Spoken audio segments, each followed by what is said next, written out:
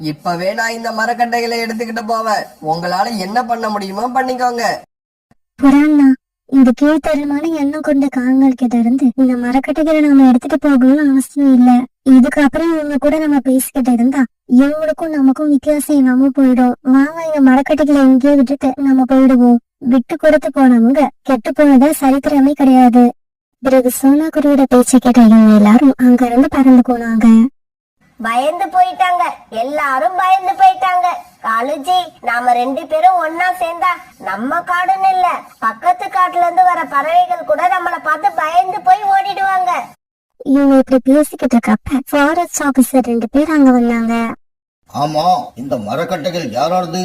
இந்த மரக்கட்டைகள் எங்களோடது, இதுல வேற யாருக்கும் உரிமை கிடையாது. அப்படியா? அப்படின்னா இந்த மரத்தை வெட்டினது நீங்க தானா?